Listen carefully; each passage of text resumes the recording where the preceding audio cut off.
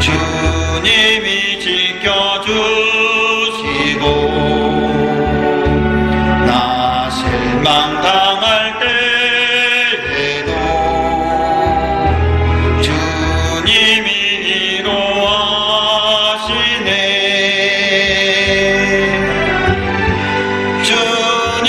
주님만이 내 힘이시며 오 주님만이 날 도우시네. 오 나의 주님 내 아버지여 오 나의 주님 내 사랑이여 약해 있을 때에도 주님은 함께 계시고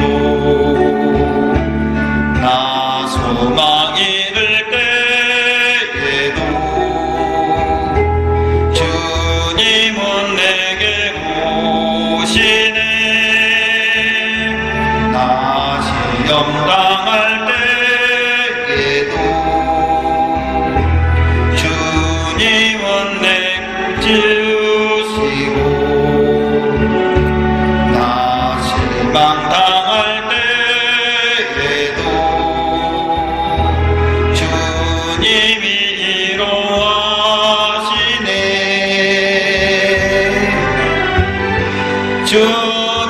주님만이 내 힘이시며 오 주님만이 날 도우시네. 오 나의 주님 내 아버지여 오 나의 주님 내 사랑이여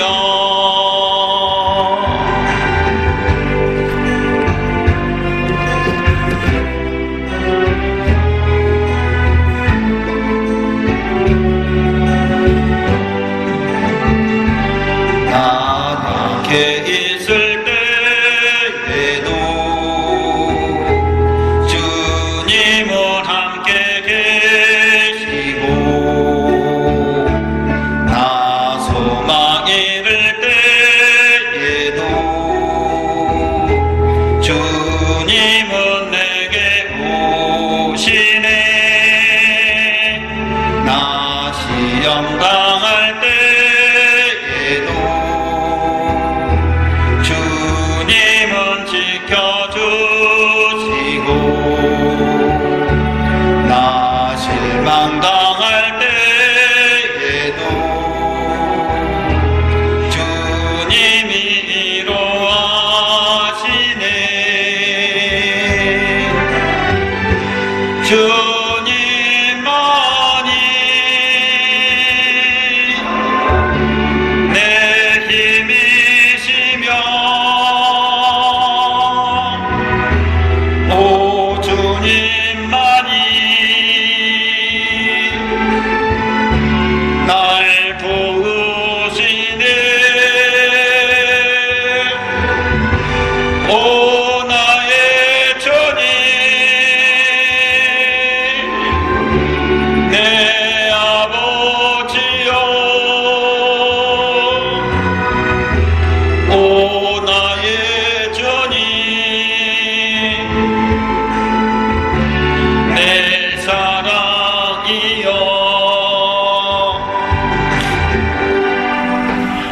자, 오늘 말씀은 출애굽기 13장 21절부터 22절 말씀 가지고 우리를 인도하십니다. 이와 같은 제목으로 하나님의 말씀을 전합니다.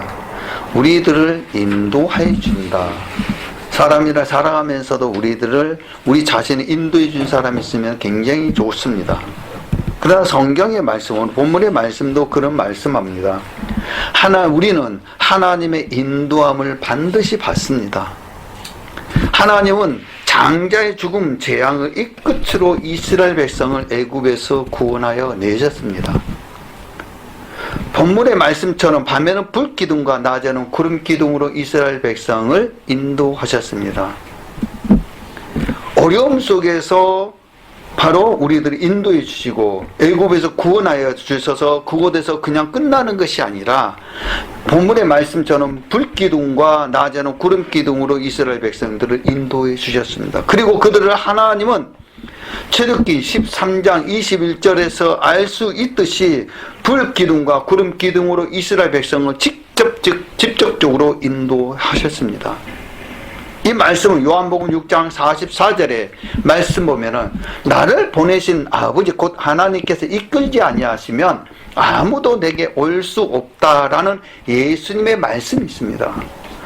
우리가 어떤 이유, 질병이나 고통이나 아니면 이성적으로 여러 가지 문제적으로 자녀들, 가정의 모든 문제로 인해 가지고 바로 교회에 나오든지 안 나오든지 그것도 분명 하나님께서 인도해 주셨다는 사실을 믿으시기를 주님의 이름으로 축원드립니다. 아멘. 요한복음 6장 44절 방금 말씀하셨습니다. 나를 보내신 아버지께서 이끌지 아니하면 아무라도 내게 올 수 없으니 오는 그를 내가 마지막 날에 다시 살리리라. 아멘. 우리가 교회에 나오는데 여러 가지 이유들이 있습니다. 어떤 사람은 전도지를 보고 감동받아서 교회에 오기도 합니다. 또한 어떤 사람은 교회 갑시다 라고 권면하는 전도자에 이끌려서 교회에 나오기도 합니다. 또한 어떤 일은 교회 가면은 사업이 잘 될 수 있을까라며 교회에 오기도 합니다. 젊은 청년들은 좋은 배우자를 만날 수 있을까라며 교회에 오기도 합니다. 우리들의 삶, 즉 당신들의 억센팔자가, 사주팔자가 잘 풀릴 수 있을까라는 기대감으로 교회에 나오기도 합니다. 어떤 일은 질병의 치유를 위해서 교회에 오기도 합니다. 부모나 자녀의 기도 때문에 교회에 나오는 사람들도 있습니다. 제 주위에서도 그런 사람도 있습니다. 학원을 하는데 학원 잘 되기 위해서 교회에 나오는 사람도 있었습니다. 이처럼 어떤 이유든지 어떤 경로를 통해서든지 우리가 교회에 나오게 되는데 반드시 하나님의 인도하심이 있습니다. 즉 하나님은 이 모든 이유들을 사용하셔서 우리를 교회로 인도하시는 것입니다. 하지만 교회에 나온 것만으로 그리스도를 믿는다고 할 수 없습니다. 또한 구원받았다고 할 수가 없습니다. 그렇다면 하나님께 택함 받아 그분의 인도하심으로 교회에 나올 사람은 어떻게 해야 합니까? 이스라엘 백성들은 여호와를 나의 구원자라고 고백했습니다. 우리도 여호와를 나의 구원자라고 고백해야 합니다. 아멘. 이스라엘 백성들이 낮에는 구름기둥과 밤에는 불기둥으로 이스라엘 백성을 인도해 가신 하나님이셨다는 것입니다. 저와 여러분도 마찬가지입니다. 삶 속에 낮에는 구름기둥으로 밤에는 불기둥으로 날마다 인도해 주십니다. 그러나 이스라엘 백성들이 가던 그 길을 돌려 홍해 앞에 서게 하셨습니다. 앞에는 홍해가 가로막아 서 있고 뒤에는 애국 군대가 몰려오는 상황 속에서도 하나님은 홍해를 갈라서 마른 땅과 같게 하시고 이스라엘 백성들로 그곳을 지나가게 하셨습니다.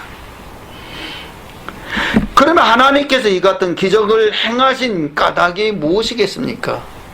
하나님은 출애굽기 15장 1, 2절에서 이스라엘 온 회중이 여호와를 구원의 하나님으로 고백하게 하셨습니다. 출애굽기 15장 1, 2절에 이때의 모세와 이스라엘 자손이 이 노래로 여호와께 노래하느니 일렀으되 내가 여호와를 찬송하리니 그는 높고 영화로우시며 말과 그 탄 자를 바다에 던지셨음이로다. 여호와는 나의 힘이요 노래시며 나의 구원이시로다. 그는 나의 하나님이시 내가 그를 찬송할 것이요 내 아비의 하나님이시 내가 그를 높이리로다. 아멘. 말씀하셨습니다. 먼저 고백하게 합니다. 먼저 하나님께서 제일 먼저 하나님의 능력을 보여주시고 그 다음에 고백하시고 고백하니까 하나님께서 기적을 베풀어 주셨은 것입니다. 홍해의 기적 앞에서 하나님은 애굽 땅에서 10가지 재앙을 행하신 상천하제 오직 여호와만 하나님이시오 그 위에는 다른 신이 없음을 그들로 알게 하셨습니다. 그러나 하나님이 이 사실을 알게 하신 것에 그치지 않으셨습니다. 홍해를 마른 땅과 같이 건너게 하시는 기적을 통해서 그들로 여호와는 나의 구원이시오 나의 하나님이시로다 라는 고백을 하게 만드셨습니다. 이는 우리가 우리 예수 그리스도를 믿음으로 믿음뿐만 아니라 믿음으로 믿을 뿐 아니라 반드시 입으로 시인해야 한다는 것을 말씀하고 있습니다. 그래서 로마서 10장 9절로 10절에 내가 만일 내 입으로 예수를 주로 시인하면 또 하나님께서 그를 죽은 자 가운데서 살리신 것을 내 마음에 믿으면 구원을 얻으니 사람이 마음으로 믿어 의에 이르고 입으로 시인하여 구원에 이르느니라. 아멘. 구원받는 하나님의 자녀가 되시기로 주님의 축원드립니다. 누구나 마음으로 예수를 그 주로 믿으면 의롭다 하심을 얻게 됩니다. 하지만은 그것만으로 부족합니다. 하나님은 창세전에 우리를 택하시고 우리를 구원하시기 위해서 예수님을 십자가에서 피 흘려 죽게 하셨습니다.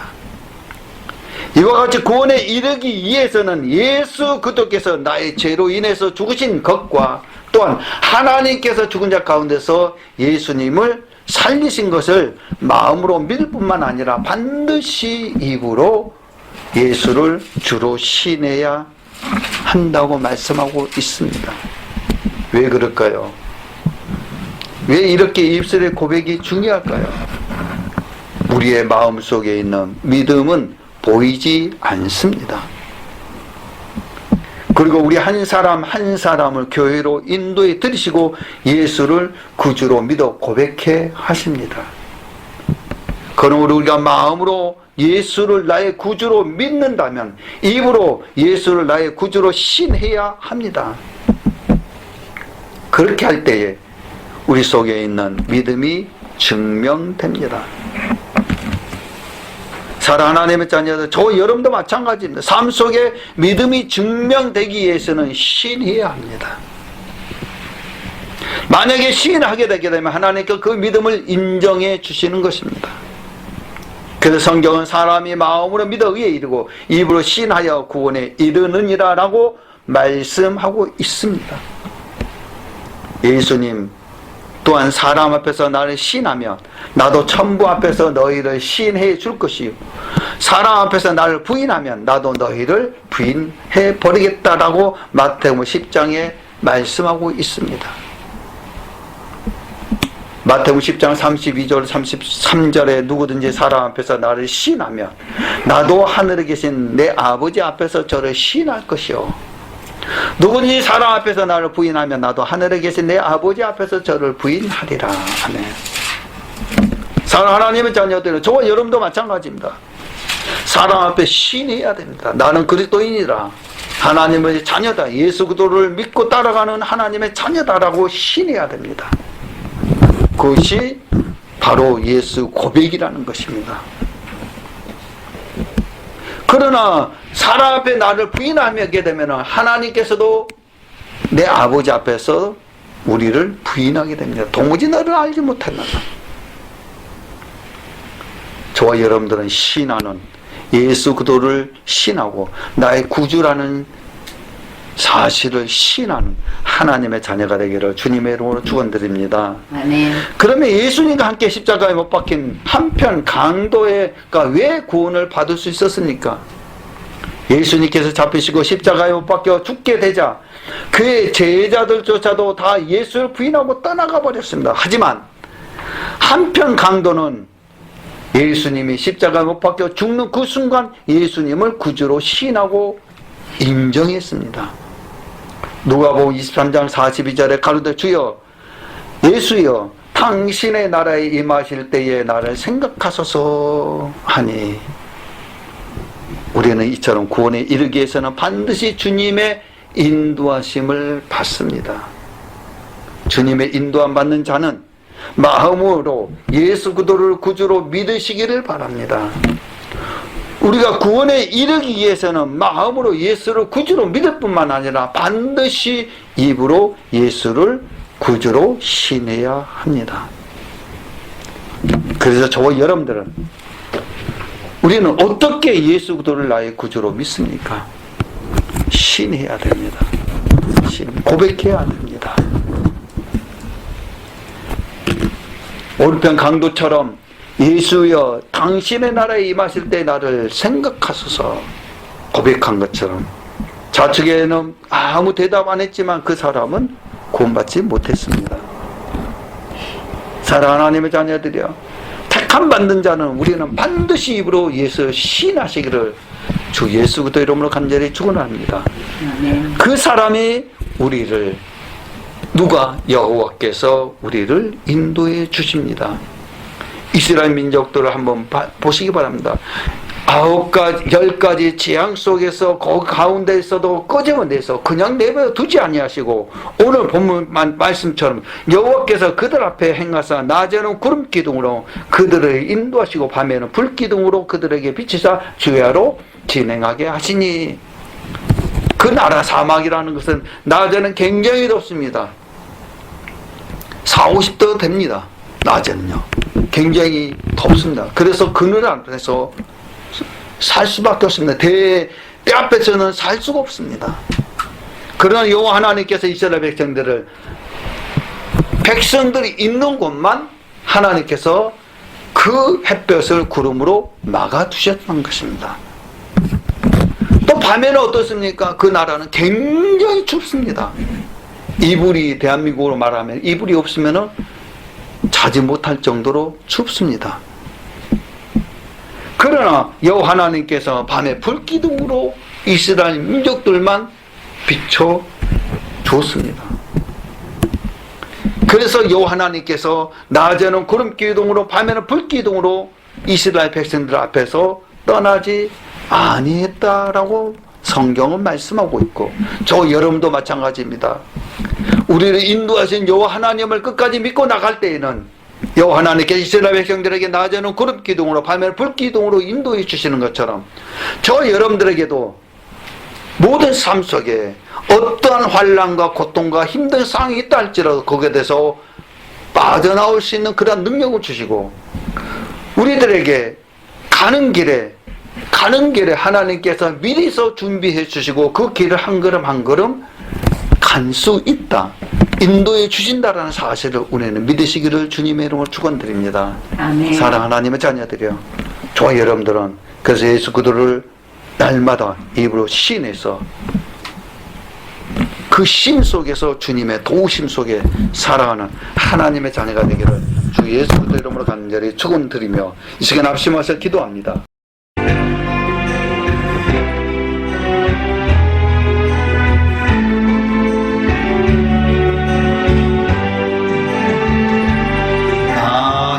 있을 때에도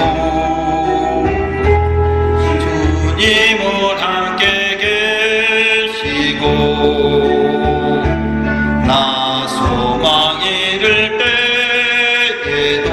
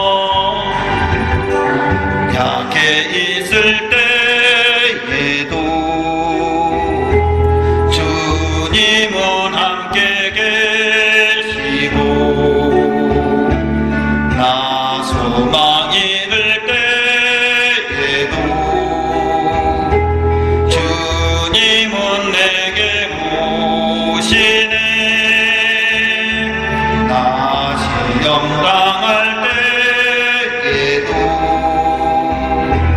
주님은 내 지으시고 나 실망 당할 때에도 주님이 이로하시네.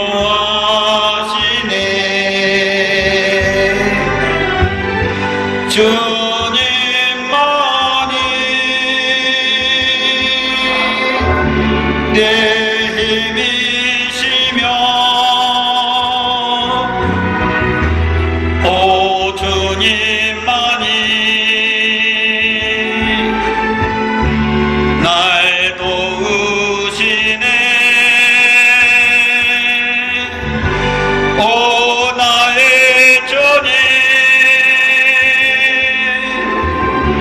내 아버지여 오 나의 주님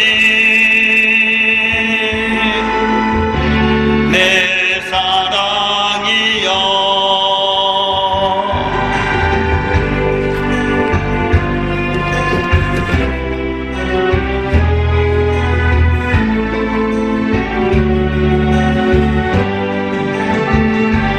나 약해 있을 때에도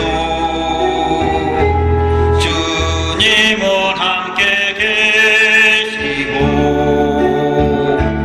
나 소망 잃을 때에도 주님은 내게 오시네. 나 시험 당할 때에도 주님은 지켜주시고 나 실망 당할 때에도 주님이 이로하시네.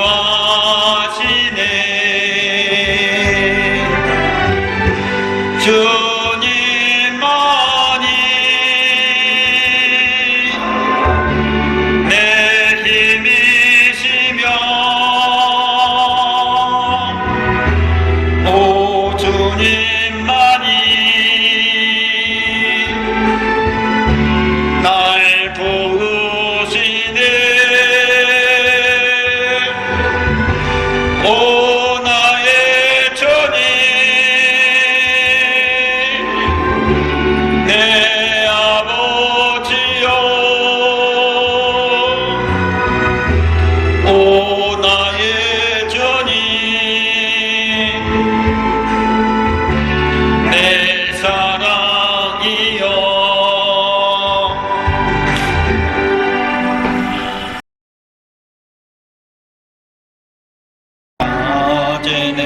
어제내처럼 밤의 달처럼 그렇게 살 순 없을까.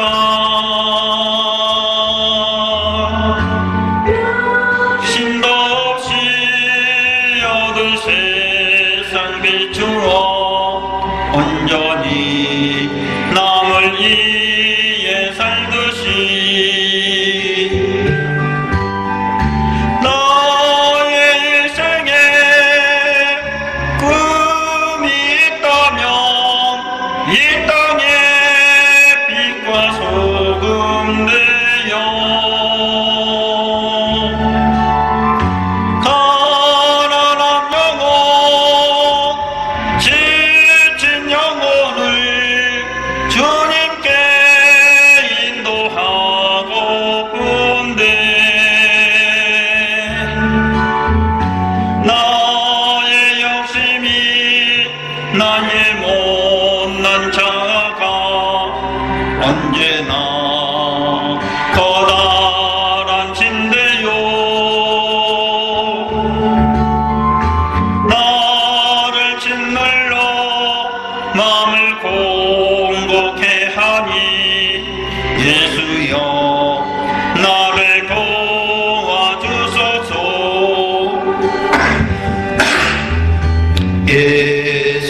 예수님처럼 바울처럼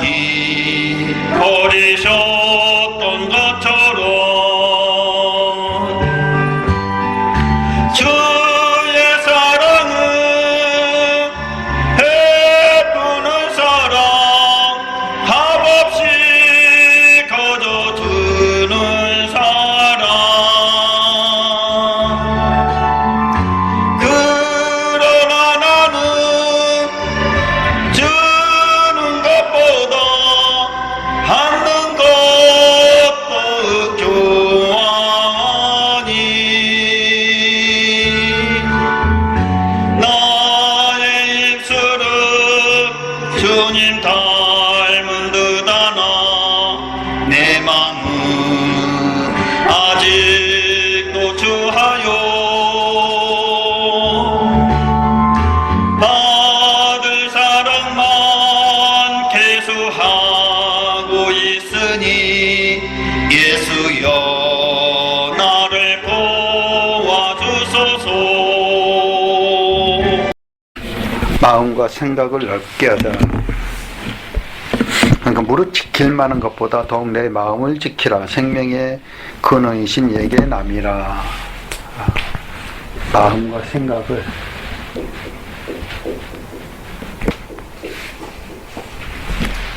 생각을 어떻게?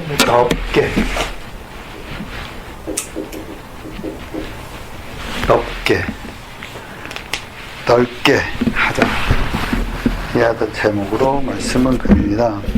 자, 짐승은 본능으로 살아갑니다. 배가 고프면 사냥하고 배가 부르면 쉽니다. 하지만 사람은 자유의식이 있기 때문에 선택하게 됩니다. 이 자유의식은 자신의 본능을 억제하는 것만큼 생깁니다. 예를 들어 집에 불이 났다 그러면 집에 사는 바퀴벌레나 쥐들은 다 도망갈 것입니다. 하지만 사람은 들어가서 어떤 물건을 들고 나올 것인지 혹 누구를 구할 것인지를 선택하게 됩니다. 그렇더라고요. 이거는 우리 집에 불이 났는데, 우리 집에요, 시골에 나 어렸을 때 불이 났는데 불이 팍 타고 올라가요. 너무나 불길이 세니까는, 나는 초등학교 다닐 때니까. 근데 아무도 그 불을 끄러 가지는 못해요. 사다리를 올려놓고, 그때 당시엔 집이었거든요. 집. 그러는데 아무도 못 올라가. 불이 너무나 이렇게 활활 타고 있으니까는. 그러는데 엄마가 사다리 있는 거 막 올라가는 거야. 이제 불 안 나는 쪽으로 해가 올라가니까 막 이제 어른들이 막 이제 올라가지 말라고. 그때부터 시작하더라는 거죠. 이제. 그러니까 내 집이니까 내가 올라간 거지. 그리고 옛날에도 또 어떤 부분들이 있었느냐면은, 실질적으로 이제 제가 청년 때 있어요. 교회 사택을 딱 갔는데, 이제 뭐냐면은 그 사택에 이렇게 그 옆에가 약간 불이 났었어요. 근데 바로 옆에 가스통이 있었어요. 가스통이. 근데 가스통 하면은 이제 그거 완전 폭파되어 버리니까는, 나도 모르는 사이에 뭐냐면은 불길 속에 가가지고 가스통을 끓여놓은 거예요. 그러니까 그 사모님이 난 자꾸 못 가게 한 거예요. 그냥 있었으면 가스통이 터졌을 텐데 끌고 나온 거예요. 왜냐하면 내가 뭐 불이 무섭다 그것이 아니라 그렇더라는 거죠. 그래서 사람들은 어떤 불이 나거나 그렇게 하게 되면 물건들이나 모든 것을 구할 것인지 아니면 들고 나올 것인지 그거를 선택을 합니다. 동물들은 이 선택의 능력이 없기 때문에 그저 본능을 따라서 도망갈 뿐입니다.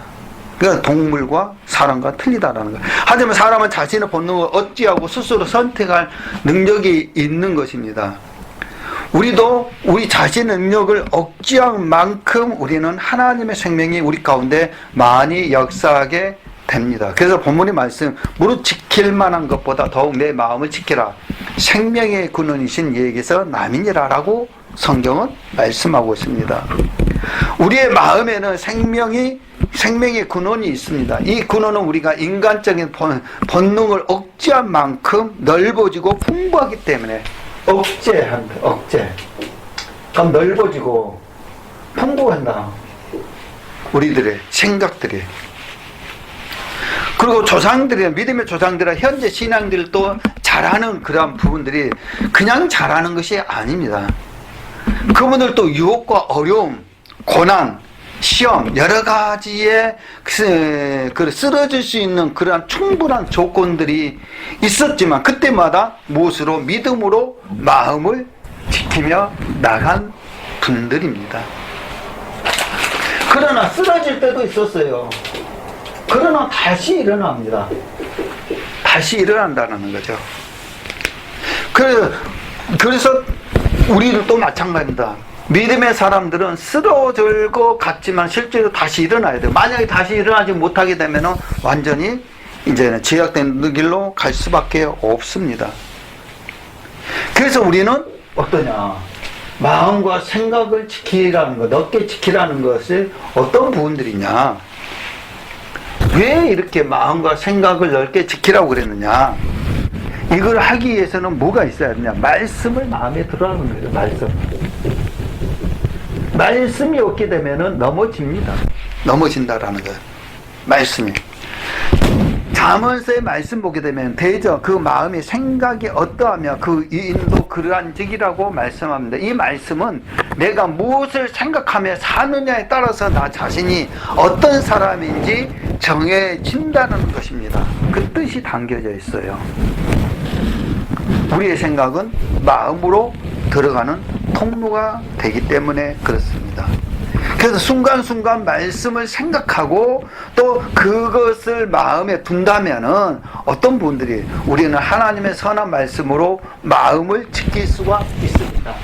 선한 마음으로 무엇을? 마음을 지킬 수가 있다라는 거죠. 선한 마음으로.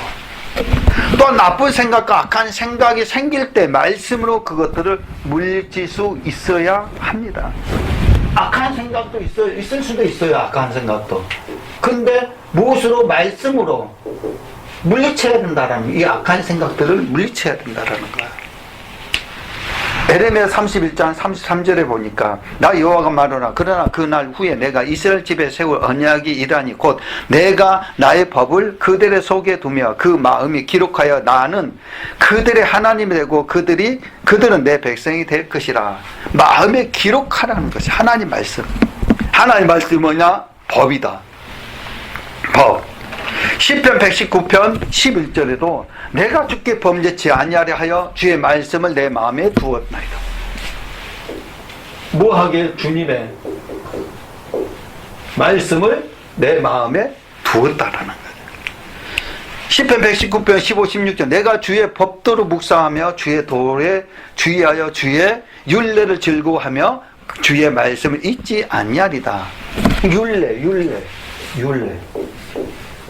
규례, 법도, 계명, 이런 모든 분들이 말씀입니다. 말씀. 이런 모든 분들이. 그래서 주의 도를, 율례를 즐거워하는, 이것들을 즐거워하게 되게 되면 악한 생각, 불법한 것들을 물리칠 수가 있습니다. 그래서 주의 말씀을 잊지 않는 것입니다. 그래서 성경을 날마다 묵상하라, 상고하라 라고 말씀을 하고 있습니다.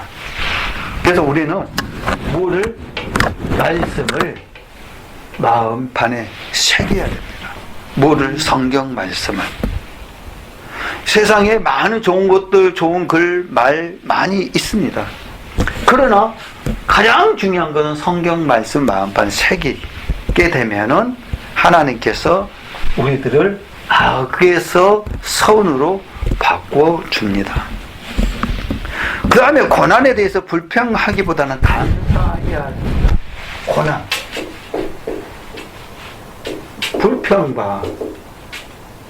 불평하기보다는 뭐였냐? 감사해야 된다. 그 고난을 통해서 내가 한 단계 더 성숙해집니다. 우리의 운명은 정해지는 것이 아니라 나의 믿음대로 달라져서 팔자에 벗어나는 것이다. 즉 고난당할 때 대부분 사람들은 원망하고 불평합니다. 고난당하면 나에게 왜 내가 이렇게 했는데 목사님 내가 신앙생활 이렇게 열심히 했는데 왜 나한테 이런 일이 있어? 라고 말을 합니다. 그럴 때 원망하고 불평할 때 예수님의 생명의 통로가 넓어지는 것이 아니라 세상의 통로가 넓어지고 악한 영들이 역사하기 쉽다라는 거죠.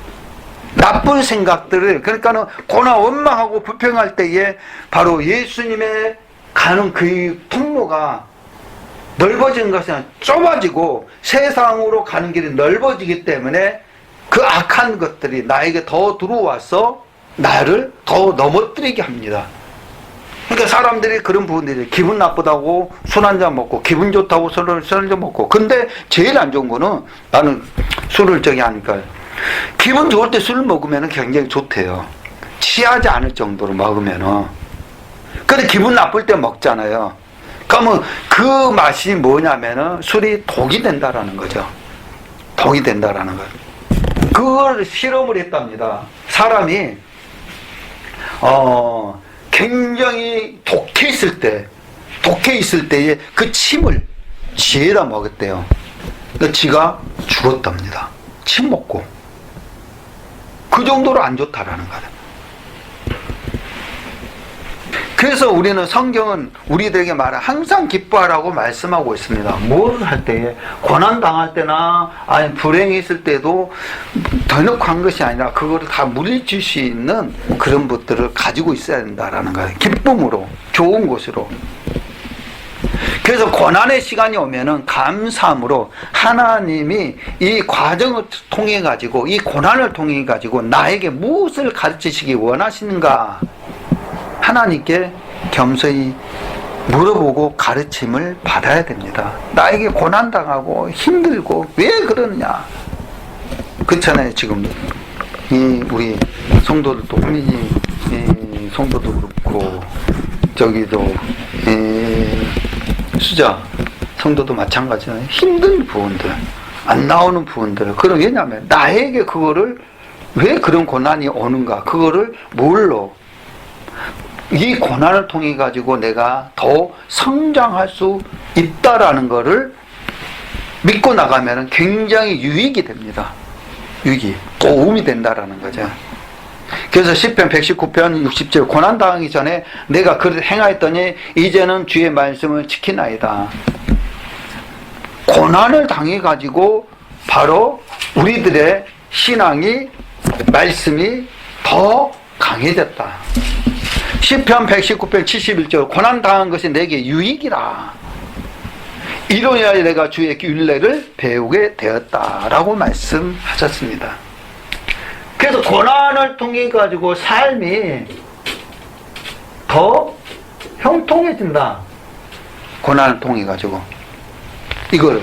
근데 고난을 통해 가지고 삶이 무엇으로 바로 감사함으로 생활하게 되면 형통한데 고난해가지고 원망하고 불평하게 되게 되면은 여러 가지 등등 하게 되게 되면은 그 고난이 더 고난의 늪으로 빠지게끔 만든 것입니다. 더 빠지게 되는 거예요. 그러니까 내 주위에 보면은 사람들이 보게 되면 고난 있잖아요. 그러면 기분 계속 오늘도 기분 나빠, 내일도 기분 나빠, 내 모레도 기분 나빠. 나중에 페인이 돼. 페인이 되잖아. 생각이 옛날에는 긍정적인 삶을 살았는데 그 삶이 원망으로 계속 빠져들다 보니까 그 사람의 삶이 원망스럽게 모든 것들을 저 녀석이 하는 것도 원망이었고 이 사람이 하는 것도 있고 모든 것이 다 원망인 거야. 잘못된 거예요. 자기가 다 잘한 거예요. 왜? 원망에서 벗어나지 못하면 그렇습니다. 그래서 내게 약간 거의 그 고난이 뭐 1년 365일 동안 있으란 법은 없지 않습니까? 순간이란 말이에요. 순간인데 그 순간을 우리는 인내해야 됩니다. 고난은 무엇으로? 말씀으로 감사해야 됩니다. 감사. 그래야만이 누구를 위해서 상대편을 위해서 하는 것이 아니라 나 자신을 위해서 내가 살아야 되는 게 내가 죽으면 필요 없어요. 내가 불평불만하면 필요 없다라는 거예요. 사람이 죽으니까 그때만 막 눈물 흘리고 그 다음에 한 2, 3일 생각 언제 그러냐 필요 없어요. 그렇더라는 거예요. 저 돌아가신 분들 장지 갔다 오거나 그렇게 해야 되면 그때 막 울어. 그래가지고 끝나고 와서 몇 시간도 안 돼요. 히하하호 하더라고. 그 가족들이. 그런 가족도 봤어요. 처음에 이해를 못했던 거죠. 우리는 긍정으로 왜? 예수 믿는 사람들은 그 사람이 천국 들어가시다 믿으니까 기뻐하는 것도 정답, 좋다라는 것입니다.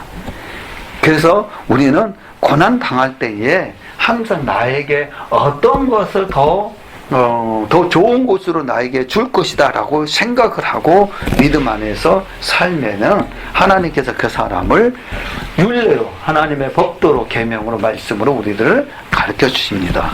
그 다음에 용서하라는 거죠. 용서. 마음과 생각을 지키라는 것은 용서 없으면 안 됩니다. 용서. 사람의 눈물은 여러 가지의 경우에 나오게 되어 있습니다. 기쁠 때도 나오고 슬플 때도 나오고 감격이 있을 때도 나오고 여러 가지 상대편이 우니까 나로 덩달아 우는 사람도 있고 눈에 먼지가 들어가 있을 때도 나올 수도 있고 이것은 자동 세척하기 위해서 눈물샘이 자극해서 나오게 만들고 이런 모든 분들이 하나님께서 만들어 가지고 했습니다. 가장 짠 눈물이 억울할 때 흘리는 눈물이라고 합니다. 가장 짠. 성경에 다윗은 자신이 장인이 자기를 죽이려고 쫓아다니는 인물이었습니다. 그러나 자신을 죽이려고 쫓아다니는 장인 사울왕을 죽일 기회도 여러 번 있었지만은 하나님의 기름 부음 받는 왕을 자신이 죽일 수 없다고 생각하고 참고 뭐냐 용서했습니다. 용서했다라는 거예요.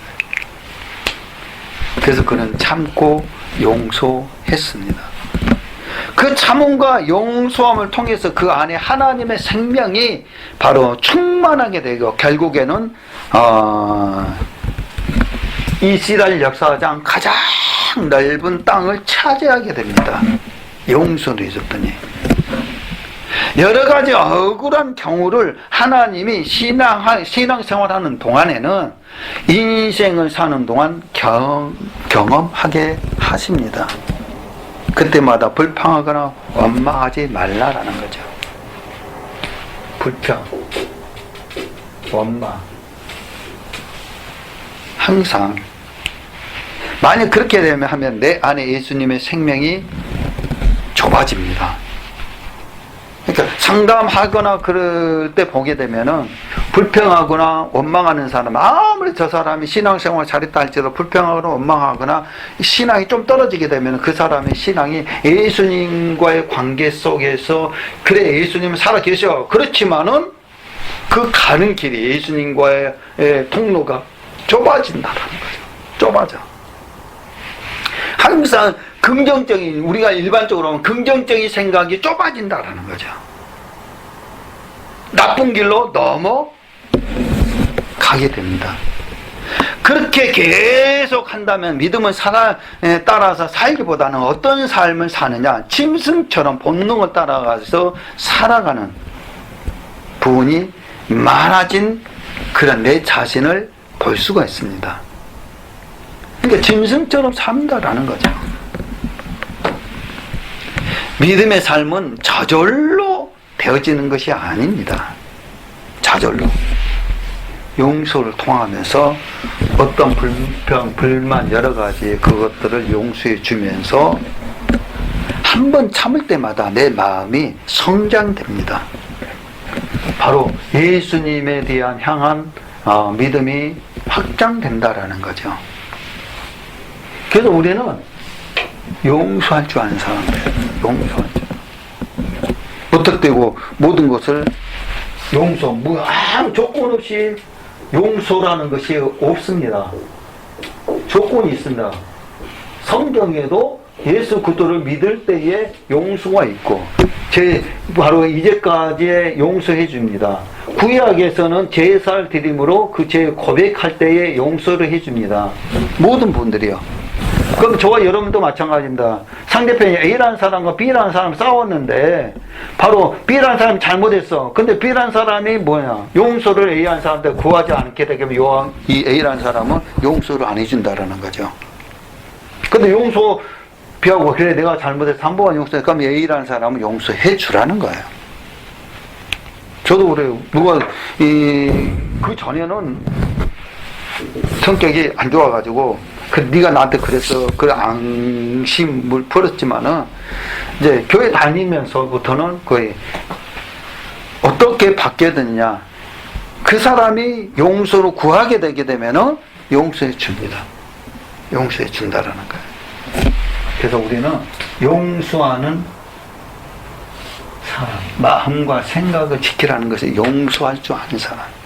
그다음 복종하라는 거예요. 복종. 누구에게 복종하느냐에 따라서 중요합니다. 누구? 하나님께 복종해야 됩니다. 사람에게 복종한 것이 아니라 하나님께. 하나님께 복종해야 돼. 우리들은 사람들은 뭐를 누구에게 복종? 사람에게 복종하고 있어. 사람에게.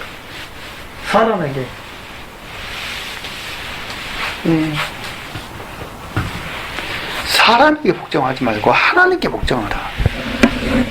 이사야 14장 12절 너 아침에 계명된 아들 계명성이여 어찌 그리 하늘에서 떨어졌으며 내 얼굴은 어분 자여 어찌 그리 땅에 찍혔는고. 이거는 누구냐?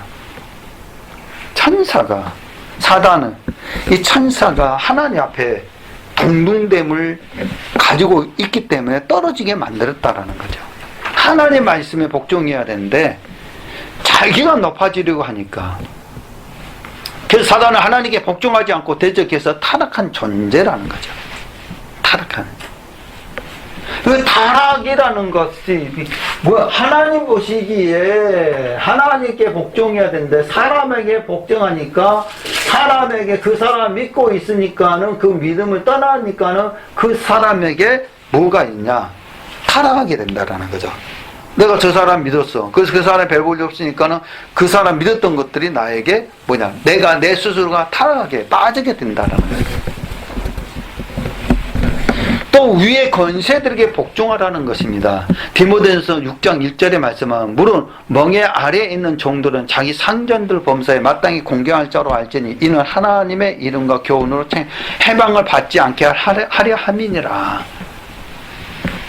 권세 있는 사람들, 상전들에게. 로마서 13장 1절도 각 사람 위에 있는 권세들에게 굴복하라. 권세는 하나님께로 나아지 않음이 없나니 모든 권세는 다 하나님의 정하신 바라 라고 말씀하셨습니다. 권세는 하나님입니다. 그런데 누구에게?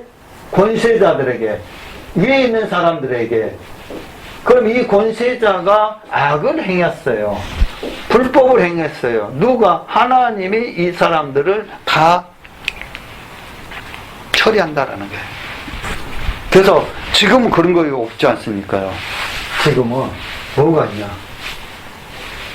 사람들이, 문제는 뭐냐? 우리 권세자들 앞에서는 바로 그 권세 있는 사람들에게 순종하라는 거예요. 그 사람이 잘했든 못했든 나중에 다 봐봐요. 다 들어갔다 왔잖아요. 다 들어갔다 왔어요. 위에 권세들에게 반항하는 것은 본성은 사단의 금성이다라는 거예요. 그냥 내버려둬요. 보통 사람들은 이 사람들한테 대항하고 헐뜯기를 좋아하는데 그것은 육에 속한 사람입니다. 언제든지 윗사람을 존경하고 복종하기를 좋아해야 합니다. 그것이 내가 나를 죽이고 자아를 죽이고 예수님의 생명이 살게 하는 방법입니다. 그 방법이. 세상 사람들은 대통령을 헐뜯기를 좋아합니다. 아내는 남편과 시댁의 흠을 보기 좋아하고요.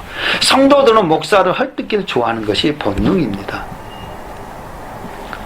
노아가 홍수 후에 포도주를 먹고 벌거벗고 누워있을 때에 자신의 알을 함은 그 허물을 들춰냈고 셈과 야벳은 그 허물을 덮어 주었던 것처럼 오늘날도 우리가 윗사람의 허물을 덮어주는 것은 하나님의 축복을 받는 지름길임을 분명히 알고 믿으시기를 바랍니다. 덮어줘야 돼요. 이것이 마음과 생각을 넓게 지키는 것입니다. 그 다음에 물질을 이기라는 것이에요. 물질을 이기라는 거예요. 성도가 시험에 든 큰 두 가지 이유는 물질과 사람 때문에 그렇습니다. 물질과 사람. 사람을 미워하다가 자신 안에 있는 예수님의 생명을 잃어버리기도 하고 물질로 내 유익을 구하다가 시험을 들기도 합니다. 사람을 통해서 내 심령을 비춰보고 물질을 통해서 내 유익을 구하지 말고 물질로 내 이웃과 하나님을 섬기는 데 사용할 수 있어야 합니다. 물질로. 가룟 유다가 예수님을 따라다니긴 했지만 돈 때문에 움직였기 때문에 마지막에는 돈도 잃어버리고 목숨도 잃어버렸던 것입니다. 그래서 성경에 디모데전서 6장 10절에 돈을 사랑함이 일만 악의 뿌리가 되나니 이것을 사모하는 자들이 미혹을 받아 믿음에서 떠나 많은 근심으로써 자기를 찔렀도다라고 말씀하셨습니다. 그래서 돈을 사랑하는 마음이 일만 악의 뿌리가 되는 것입니다. 돈을 너무 사랑하기 때문에 부모에게 칼을 들이대는 죄를 짓기도 하고, 돈을 너무 사랑하다가 사람의 안전을 생각하기보다는 자기 유익을 구해서 한강 다리가 부서지기도 합니다. 돈을 너무 사랑하기 때문에 보험을 들어놓고 자신의 다리를 자르기도 하고 자신의 손가락을 가위로 자르기도 하는 것입니다. 신앙생활하는 그리스도인들은 물질에 대해서 인식하지 말라라는 것입니다. 그만큼 축복을 해주십니다. 축복. 신앙생활 하면서 인식하지 마십시오. 인식하게 되면 일만하게 뿌리가 되는 길로 나가는 길입니다. 우리의 육체도 적절한 음식과 운동과 맑은 공기를 균형을 이루어야 하듯이 신앙생활 함에 있어서도 물질에도 내가 물질의 종이 되기보다는 물질이 내 종이 되게 하는 능력이 필요합니다. 내가 돈을 따라가는 것이 아니라 바로 우리들에게 물질을 다스릴 수 있는 능력이 필요합니다. 물질을 이기지 못하면 신앙생활의 진보를 기대하기는 어렵기 때문에 그렇습니다. 그래서 물질을 따라가는 자가 아니라 물질을 나에게 오게끔 만드는 것이 신앙입니다. 말을 절제하라는 것입니다. 말을 너무나도 말은 많이 해야 할 때와 절제해야 할 때를 지혜롭게 해낼 수 있어야 합니다. 원망과 불평, 따지는 거, 논쟁한 거, 시비한 거, 이런 말들은 예수님이 싫어하시는 말들입니다. 감사와 합평케 하는 말들은 내 안에 예수님이 좋아하시는 말입니다. 감사라. 언어는 주님의 은혜를 구하라는 것입니다. 디모데전서 6장 20절 디모데야 내게 부탁한 것 지키고 거짓되이 일컫는 지식에 망령되고 허한 말과 변론을 피하라. 야고보서 3장 6절로 8절 혀는 곧 불이요 불의의 세계라. 혀는 우리 지체 중에서 온몸을 더럽히고 생애의 바퀴를 불사르나니 그 사르는 것이 지옥불에서 나느니라.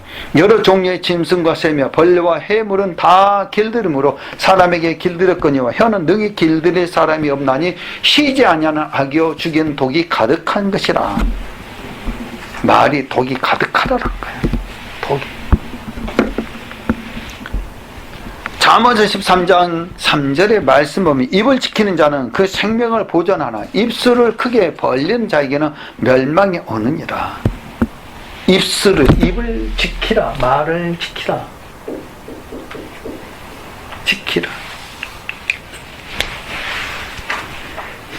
그래서 우리들에게는 마음과 생각을 넓게 지키라는 것들이 물론 여러 가지 많이 있습니다. 말씀을 마음에 두라는 거죠. 말씀을 항상. 그래서 성경을 많이 보고 듣고 읽으라는 거예요. 많이 보고 듣고 읽으라는 거예요. 고난에 대해서, 나에게 오는 고난에 대해서 불평하기보다는 감사를 해야 한다는 감사.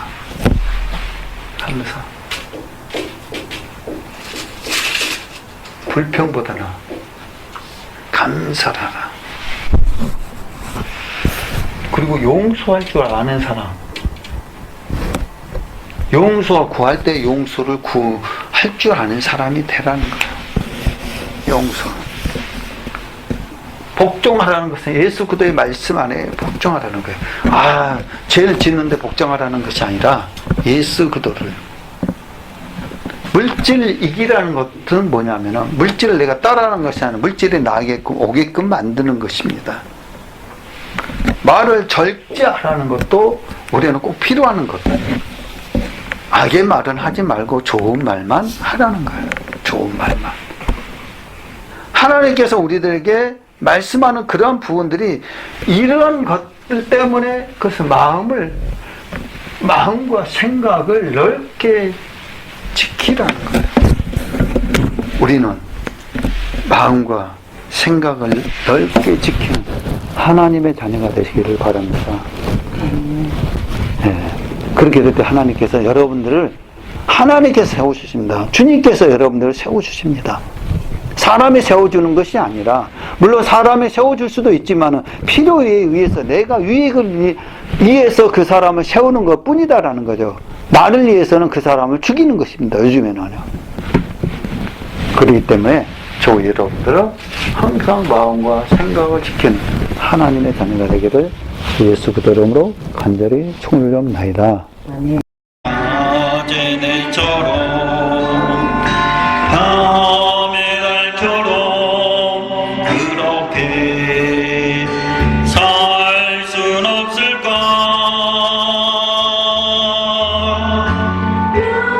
신도 없이 어두운 세상 비추어 온전히 남을 위해 살듯이 나의 인생에 꿈이 있다면 이 땅에 빛과 소금 되어 가난한 영혼 지친 영혼을 주님께 인도하고픈데 나의 욕심이 나의 못난 자가 언제나 커다란 진대요. 나를 짓눌러 마음을 공복해 하니 예수여 나를 도와주소서.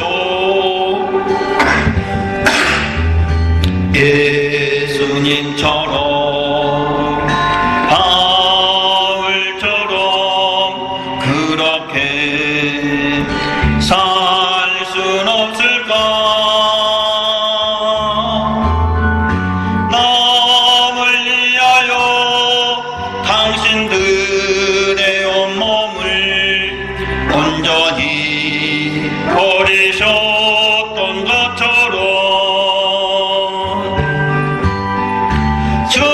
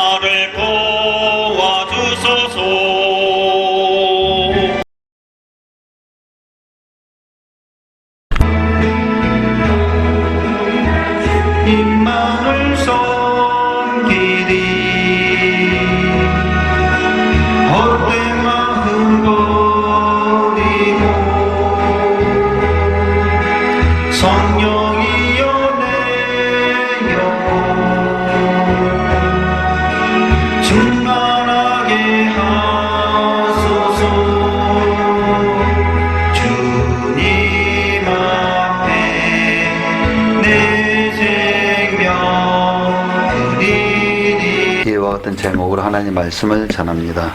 택함 받는 자의 인도. 뭐를 알아야 되나 하면은 성경에서 왜 구약과 신약이 있고 왜 이스라엘 민족들을 선택하고 또 우리들을 택하여 주셨는가, 택함 받는 사람들은 어떤 현상이 나타나는가, 그런 것들을 알면은 너무나도 우리들에게 은혜가 됩니다. 또 우리들을 인도해 주시기 때문에 하나님 안에서, 성령 안에서, 그리스도 안에서 삶으로 인해서 우리 삶의 변화가 되고 또는 우리들에게 축복으로 인도해 주시고 우리 삶 속에 우리가 바라고 믿고 의지하는 것, 소망하는 것들이 이루어지고 응답해 주신다라는 사실을 믿으시기를 주님의 이름으로 축원드립니다. 그래서 하나님께서 왜 자꾸 교회 가면 이스라엘 백성들 그 말씀을 하는지 그 이유를 알면 너무나 좋습니다. 이스라엘 민족들은 택한 백성들이기 때문에 그렇습니다. 함부로 건들지는 못합니다. 하나님께서 택한 백성들은. 그래서 이스라엘 민족들이 지금도 마찬가지입니다. 전 세계적으로 이스라엘 나라를 어떻게 할 수가 없습니다. 어떻게 할 수가 없다라는 거죠. 그래서 택한 백성들이 택함을 하셨다라는 것은 그 정도로 우리들에게 은혜가 주고 우리들에게는 축복이 넘치고 우리들에게는 기쁨이 넘친다는 사실을 우리는 믿으시기를 주님의 이름으로 축원드립니다. 그러면 첫 번째, 하나님께서 이스라엘 백성을 택하셨습니다. 창세기 12장에 하나님은 아브라함에게 나타나서 그를 복의 근원, 곧 믿음의 조상으로 선택하셨습니다. 택하셨다라는 거죠. 15장에서는 그의 후손 곧 이스라엘 민족을 자기 민족으로 택하셨습니다. 하나님의 민족으로. 그리고 이어서 하나님은 창세기 15장 13절로 15절에서는 아브라함의 후손 곧 이스라엘 민족을 자기 백성으로 민족으로 택하셨습니다. 그 말씀이 여호와께서 아브라함에게 이르시되 너는 정령이 알라 내 자손이 이방에서 객이 되어 그들을 섬기었고 그들은 400년 동안 내 자손을 괴롭게 하더니 그 섬기는 나라를 내가 징치할지며 그 후에 내 자손이 큰 재물을 이끌고 나오리라. 너는 장수하다가 편안히 조상에게로 돌아가서 장사될 것이요. 아멘. 400년 동안 내 자손을 괴롭게 합니다. 누가? 이방인 백성들이. 그러면서 그 나라를 섬기게 된다라는 거죠. 그렇지만 400년 후로는 큰 재물을 이끌고 나옵니다. 그 사건이 출애굽의 사건입니다. 이 말씀이 창세기 15장에서 말씀하셨는데 이루어지는 것은 출애굽기에 이루어지고 있다라는 거죠. 출애굽기에. 하나님께서 아브라함에게 이 말씀하신 때는 언제였냐? 많은 후손도 없었고 이삭도 아직 태어나지 않았을 때입니다.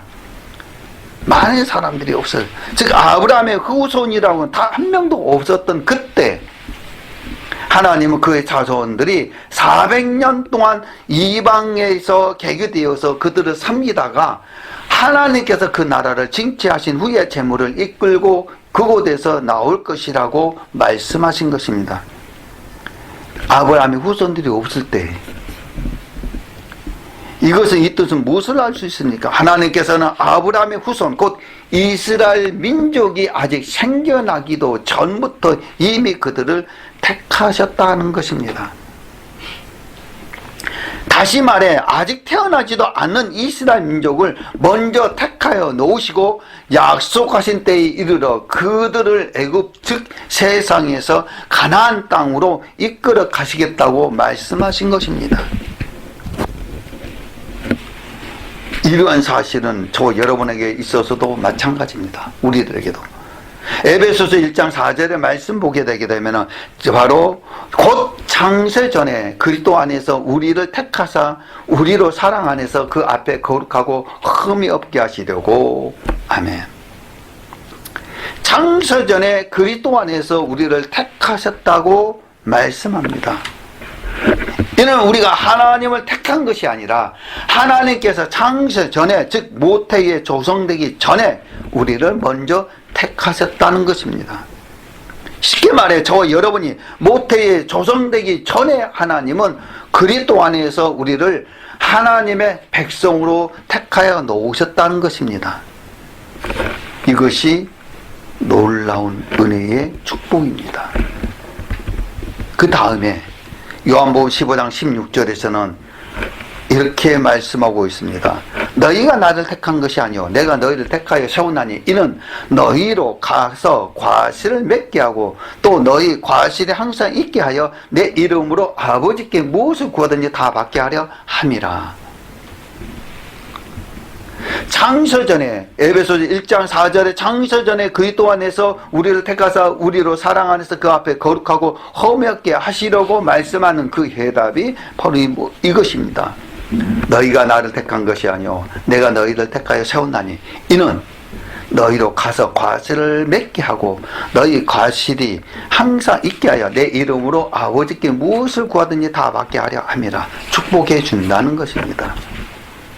우리가 하나님을 택한 것이 아니라 하나님께서 먼저 우리를 택하셨다는 것입니다. 근데 많은 사람들은 자신이 여러 신들 중에서 하나님을 택하여 교회에 나왔다고 착각합니다. 신앙생활 하다가 작은 시험거리가 생기거나 마음에 상한 일이 있을 때는 쉽게 하나님을 이런 사람들은 저버립니다. 잊어버린다라는 거예요. 그러나 하나님은 분명히 말씀하십니다. 하나님은 너희가 나를 택한 것이 아니라 내가 너희를 택하였다. 우리는 이 사실을 잘 깨달아 하나님 앞에 겸손해야 합니다. 겸손히 하나님의 말씀에 순종하여 인내로 결신하는 참으로 복 있는 분들이 되시기를 주님의 이름으로 간절히 부탁드립니다. 사도행전 13장 46절로 48절의 말씀 보게 되면 바울과 바나바가 담대히 말하여 가로되 하나님의 말씀을 마땅히 먼저 너희에게 전할 것이되 너희가 버리고 영생 어둠에 합당치 않는 자로 자처하기로 우리가 이방이계로 향하노니라. 주께서 이같이 우리를 명하시되 내가 너를 이방의 빛을 삼아 너로 땅끝까지 구원하게 하리라 하셨느니라. 하니 이방인들 듣고 기뻐하여 하나님의 말씀을 찬송하며 영생을 주기로 작정된 자는 다 믿더라. 아멘. 무슨 말씀이냐? 이방인 사람들은 하나님께서 합당치 않는 자로 자처한 그러한 부분들이 있었습니다. 그러나 이방인들이 경로했습니다. 화를 냈다라는 거죠. 그러나 주님께서 말씀합니다. 이방인들도 우리들에게 말씀합니다. 끝까지 너희들을 구원하기 때문에 너희들 나를 믿고 말씀을 듣고 기뻐하라. 그리고 하나님 말씀을 찬송하고 듣고 지켜 행하라. 그러면은 끝까지 하나님께서 너희들을 지켜주시고 인도해주시고 축복의 통로로 인도함 받게 한다라는 그 작정된 작정하는 사람들 다 믿게끔 만든다라는 것입니다. 그래서 이 이방인 사람들이 이 말씀, 주님께서 말씀한 것들을 다 믿고 어떠냐? 믿었더라. 작정하기로 믿었더라. 약속했다. 누구하고? 하나님과 이방인들과. 그럼 누가? 이방인들이 하나님을 믿는다, 안 믿는다? 믿었다라는 거죠. 바울과 바나바가 하나님의 말씀을 전하자 이방인들 듣고 기뻐하여 하나님의 말씀을 찬송하며 영생을 주기로 작정된 자는 다 믿더라 라고 말씀하셨는데, 이거는 뭐냐? 이방인들도 믿는 사람들은 교회 다니지만 안 믿는 사람들은 안 다닌다라는 거예요. 안 다닌다라는 거예요. 그래서 복음을 전파해도 아무나 다 믿는 것이 아니라 어떤 사람은 복음에 대해서 받아들이는 사람이 있는가 하면 어떤 사람은 복음에 대해서 받아들이지 않는 사람이 있다라는 거예요.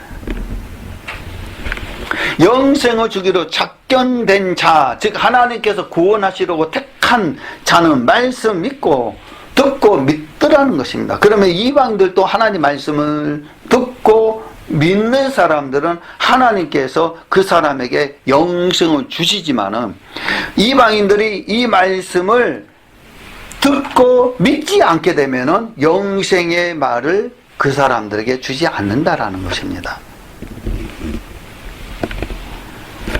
이를 통해서 우리가 하나님의 택한 것이 아니라 우리가 하나님의 택한, 하나님께서 창세전에 모태에서 조성되기 전에 영생 얻을 자로 우리를 먼저 택하신 것을 알 수가 있습니다. 그러면 저와 여러분들 영생 주기로 작던 자인지 아니면 택함 받은 자인지 어떻게 알 수 있습니까? 알지를 못한다는 거죠. 그러나 이 시간 이 자리에 앉아 있는 것이 그 증거인 줄 믿습니다. 아멘. 지금 자리에 앉은 사람이 택함 받은 사람이지 자리에 없는 사람은 택함 받는 사람이 아니다라는 거죠. 하나님께서 나를 택하지 않으셨으면 어떻게 이 자리에 앉아 하나님의 말씀을 듣고 있겠습니까? 그러므로 하나님께서 나를 영생줄로 택하셨다는 사실을 깨닫고 이에 감사하며 찬송하는 하나님의 자녀가 되기를 주님의 축원드립니다. 그래서 두 번째는 유월절 어린 양의 피를 발랐다라는 것은 우리를 어린 양의 피를 발라 사망으로 지나가게 하셨습니다. 사망에 들어가서 빠져 죽을 수밖에 없는 그 길로 갈 수밖에 없는데 사망에서 사망으로 지나가게 헤쳐나가고 우리는 지나가는데 우리는 사망을 맛보지 않게 된다라는 거죠. 맛보지 않는 게. 하나님은 이스라엘 백성을 애굽에서 광야교를 이끌어내실 때에도 애굽의 10가지 재앙을 내리셨습니다. 그 마지막 재앙은 애굽 가운데 처음 난 것은 위에 앉은 바로의 장자로부터 오게 같은 바로 사람들의 장자는 물론 생축에 처음 난 것까지 다 죽이는 장자의 죽음 재앙이었다라는 것입니다. 10가지 마지막에. 그러니까 장자는 다 죽이고 만들었습니다. 이 재앙을 끝으로 하나님은 이스라엘 백성을 애굽에서 구원하여 내십니다. 애굽의 모든 장자를 치실 때에 이스라엘 자손에게는 어린 양의 피를 문 인방과 좌우설지에 바르게 하셨습니다. 약속을 했었습니다. 그러니까 이렇게 장자를 칠 테니까 장자를 치러 갈 때에 너희들은 문 인방과 좌우설지에 피를 바르라. 그러면 내가 그곳에서는 치지 않고 넘어간다라는 것입니다. 미리서 말씀을 했던 거죠. 누구에게? 이스라엘 민족들에게. 근데 이스라엘 민족도 또 뭐냐면 아까 방금 전에 택한 사람들, 하나님의 말씀을 듣는 사람들, 하나님의 의지하는 사람들, 그런 사람들은 뭐냐? 피를 발랐지만 그래도 의심한 사람들 있잖아요. 의심하는. 아, 될까? 아니겠지 하고 피를 안 바른 사람, 그 사람은 다 죽는 거예요. 죽는 거라는 거예요. 그래서 성경에 말씀 여러 가지 만들 그 피가 표적이 되어서 멸하는 자로 그 집을 넘어가게 하셨습니다. 피를 바르는 곳에는 넘어가게끔 만들었습니다. 그것이 바로 뭐냐면 요즘에 교회에서 가면은 가정에 보면은 교패 붙이잖아요. 아, 여기는 하나님의 집이니까 넘어가게 해달라는 그런 뜻이 의미도 있고, 이 교회, 이 집은 하나님을 믿는 가정이기 때문에 절대로 누구든지 이 집에 들어오면 안 된다라는 경고의 표시도 될 수가 있습니다. 그래서 교표를 붙이는 것입니다. 근데 요즘에는 그 교표도 어떤 사람은 그렇더라는 거예요. 교표를 붙이는 것도 싫어하는 사람도 있어요. 왜 그러니까 지저분하대. 아니, 대문에 그 하나 붙인다고 해서 지저분해요? 그렇진 않잖아요. 그렇지 않잖아요. 그런 사람들도 있습니다. 그래서 이스라엘 자손은 어린 양의 피가 표적이 되어 죽음을 면하고 애굽에서 나올 수 있었던 것입니다. 그러니까 하나님의 말씀을 그대로 순종하라. 순종하라. 내가 이해가 안 가도 그래도 하나님 말씀을 순종하라. 그러면은 복이 된다. 복이 된다. 하나님은 이 내용을 출애굽기 12장에 말씀하고 있습니다. 이스라엘 자손이 사망을 면하게 하시려고 유월절 어린 양의 피를 문 인방과 잘 설치에 바르게 하셨는데, 출애굽기 12장 13절의 말씀 보면 내가 애굽 땅 칠 때에 애굽 땅을 칠 때에 그 피가 너희의 거하는 집에 있어서 너희를 위하여 표적이 될지라. 그러니까는 이 가정도 저 가정도 애굽 사람인지 뭔지 모르기 때문에 다 친다라는 거예요. 치니까 실제 내가 피를 볼 때에 넘어간다. 그 피를 보게 되면은 그 가정은 치지 않고 넘어가더니 재앙이 너희에게 내려 멸하지 아니하리라. 그 재앙. 출애굽기 12장 23절 여호와께서 애굽 사람을 치러 두루 다니실 때에 문 임방과 좌우 설주의 피를 보시면 그 문을 넘으시고 멸하는 자로 너희 집에 들어가서 너희를 치지 못하게 하실 것입니다. 아멘. 바로 하나님께서 그 피를 보고 넘어가고 피를 바르는 곳에는 하나님께서 치지 않는다라는 것입니다. 치지 않는다. 저와 여러분들 예수 그리스도를 믿음으로 말미암아 절대로 악의 무리에서 헤어나지 않는 자가 아니라 악의 무리 속에서 우리는 빠져나오는 사람들 되기를 주님의 이름으로 축원드립니다. 악의 무리에서. 이같이 이스라엘 자손이 출애굽을 할 때에 하나님은 유월절 어린 양의 피를 통해 그들의 생명을 구원하여 주셨습니다.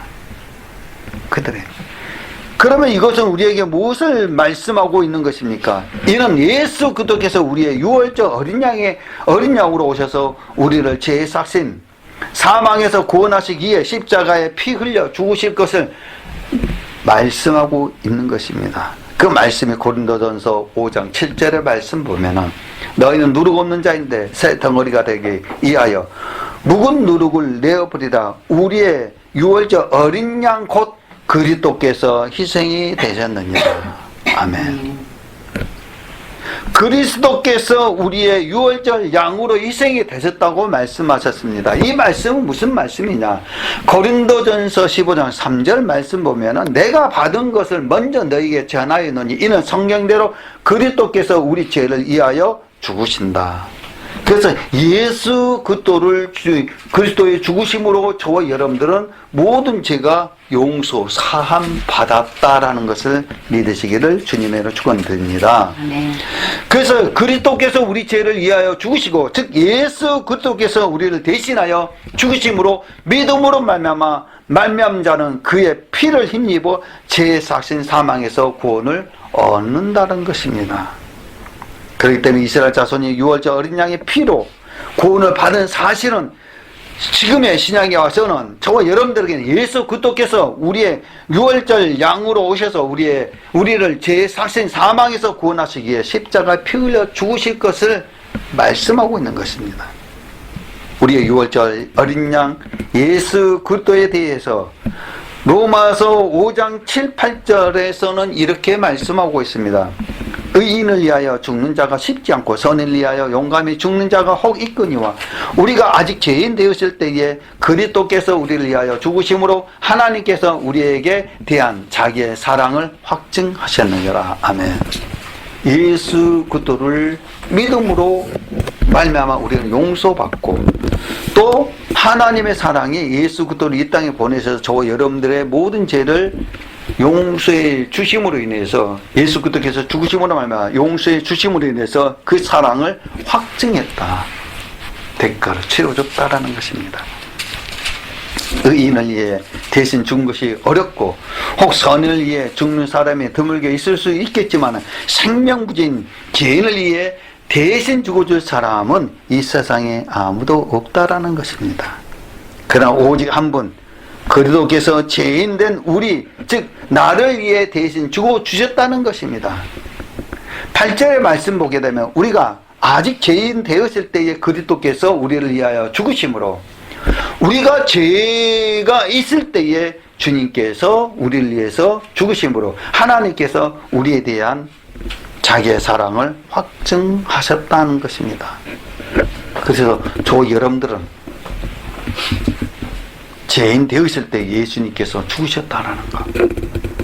죄가 되기 전에 아니라 죄인 되었을 때에 저희가 죄를 가지고 있을 때에 즉 내가 아직 죄인 되었을 때에 내가 하나님을 모르고 욕하여 죄된 삶을 살고 있었을 때 이미 예수 그리스도께서 2000년 전에 나를 위해서 십자가에서 피 흘려 죽으심으로 우리에 대한 사랑을 확실히 증거해 주셨다는 것입니다. 다시 말해 예수님께서 죄인된 우리를 위해 우리 대신 죄의 삭신 사망을 치불하심으로 하나님께서 우리를 얼마나 사랑하는지 그 사랑의 정도를 보여주셨다는 것입니다. 무엇으로? 죽음으로. 사랑하는 하나님의 자녀들이요, 하나님의 사랑이 얼마나 크고 기쁜지 감사하시기를 주님의 축원드립니다. 아멘. 그래서 저와 여러분들은 택함 받는 자의 인도라는 것은 예수 그리스도를 끝까지 믿고 나가는 사람들이 택함 받는 사람이고, 하나님 전에 나와서 예배 드리는 사람들이 택함 받은 사람이라는 것을 믿으시기를 바랍니다. 그래서 하나님께 택하셨고, 택한 사람들은 유월절 어린 양의 피를 발랐고, 피를 발름으로 해서 우리 저와 여러분들의 이전에 모든 죄를 지는 것은 사함받고 용서함받고, 앞으로 우리가 이제 혹시나 죄를 지을 때는 하나님 앞에 고백하고, 하나님 이거 잘못했습니다, 용서를 구하게 되게 되면 용서해 주신다라는 것입니다. 용서를 구하지 않게 되면 용서해 주겠어요? 안 해주죠.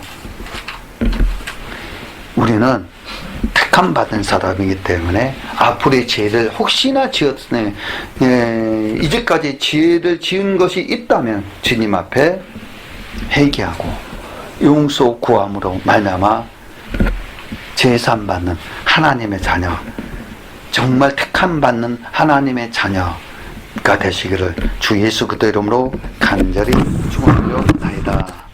아멘. 우리 458장 부르면서 우리 합심해서 기도합니다. 하나님, 택함 받는 자의 인도, 우리는 하나님의 택함 받는 사람입니다. 그 때문에 하나님께서 우리를 끝까지 인도해 주시고 하나님께 축복해 주시옵소서 라고 우리 합심을 기도합니다.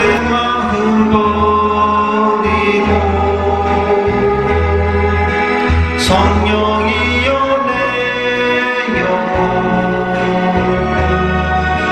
영